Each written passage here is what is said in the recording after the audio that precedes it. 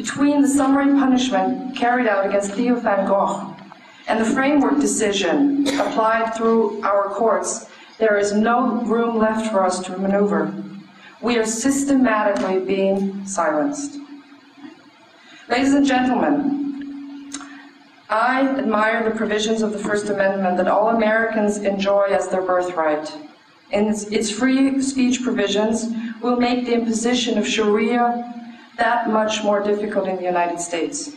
But here in Europe, we're not so well protected. Our constitutions and rules imposed upon us by the EU allow certain exceptions to the right to speak freely. And those little rips in the fabric of our rights are enough to tear the entire structure to pieces. We desperately need our own version of the First Amendment. We need leaders who are wise and courageous enough to compose and implement legal instruments that affirm the same fundamental rights that are guaranteed to all citizens by the United States Constitution. We do not yet have any leaders of this caliber, but they are beginning to appear on the scene, and one day they will be the real leaders of our individual European nations, replacing the international totalitarian usurpers who oppress us today. Our nations will be governed by their own people, by those who truly represent them. Their leaders will be true patriots, people like Jimmy Åkesson and Kent Ekeroth of Sweden, or Oscar Freisinger in Switzerland, or Geert Wilders and Martin Bosma in the Netherlands, or Philip de Winter and Frank van Hecken in Flanders. We are going to reclaim our continent and our nations. We will take our countries back from those thieves who sneaked them away from us while we were lulled into somnolence by our own wealth and our pleasant diversions. This will not be an easy task. Our path will be strewn with obstacles and great dangers. But we must travel it nonetheless, because if we do not, European civilization, the very heart of Western civilization, will be destroyed.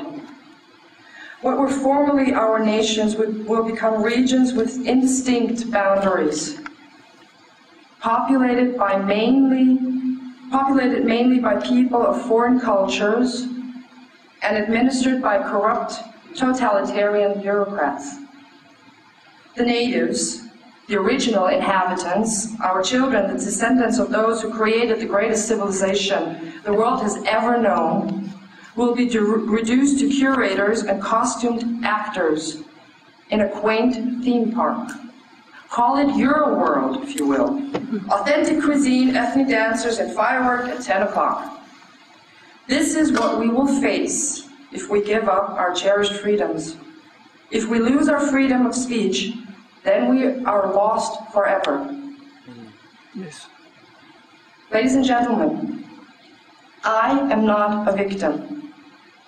I intend to stand up for what is right. I will defend what needs to be defended. And above everything else, I will exercise my God-given right to speak freely about what is happening. Freedom of speech is the single most important freedom we possess. You might be wondering why I'm doing all of this, and the answer is very simple. I am doing this for my daughter, who is 6 years old, and for her children, and for those who will have to live in the world we are now preparing for them.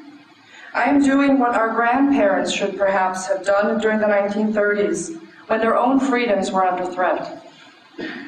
This is our time. This cup will not pass from us. I'm reminded of a passage in J.R.R. Tolkien's famous trilogy, The Lord of the Rings. It is an exchange between Frodo the Hobbit and Gandalf the Wizard. And it concerns the perilous quest in which Frodo and his friends have been sent. Frodo says, "I wish it need not have happened in my time." Gandalf responds, "So do I, and so do all who live to see such times. But that is not for them to decide. All we have to decide is what to do with the time that is given to us." Unquote. Ladies and gentlemen, it is time for us to decide to decide what to do with the time that is given to us. If I were to speak these same words tomorrow morning, November 28, 2010, I might be subject to arrest. I could be charged under the provisions of the framework decision and extradited to the country that charged me using the European arrest warrant, escorted by the European gendarmerie. This is not an imaginary scenario. This is a very real possibility. It is true that only a few people are likely to undergo such an ordeal, but it only takes a few people. How many people have to endure what Mr. Wilders and I are enduring before everyone else gets the message? How many examples have to be set before the rest of the European population understands the new rules and is cowed into submission? And we must remember to whom they will be submitting in the end. They will be submitting to our successors in Europe. They will be submitting to our replacements. Ladies and gentlemen, we must remember that the word for submission in Arabic is Islam. When there are enough Muslims living in Europe, and it doesn't have to be a majority of the population, just somewhere around 15 or 20%, we will be living under Islamic law, and not the laws that presently govern us.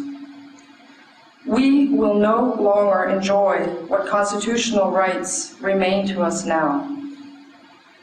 Our rights will be completely prescribed and delimited by Sharia. Women will become the virtual chattel of men. Christians and Jews will be driven out or forced to convert to Islam. Atheists and homosexuals will be killed. The European Union would consider these words to be hate speech. Under the framework decision, they would be classified as racism and xenophobia, and I could be prosecuted for saying them, but they are in fact the simple truth. Anyone can verify them by studying history, as I did. Anyone who chooses can read the Koran, the hadith, and the Sunna of the Prophet, like I did.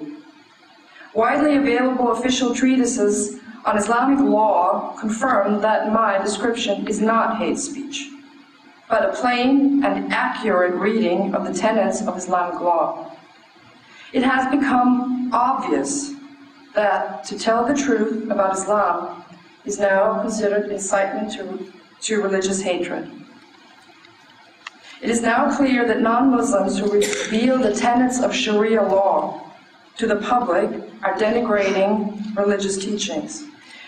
If we meekly accept these rules, then we are acquiescing in the imposition of Sharia law in our own countries. And I, for one, will not sit silently while this happens. And I don't want my daughter to live under Sharia. Never. Our time is short, and if you and I do not envision an Islamic future for ourselves, then we must speak out now. If we wish to preserve the right to speak and to publish freely, then we must exercise it now. I wish this need not have happened in my time, but it has, and we must make full use of the time that remains to us. Thank you.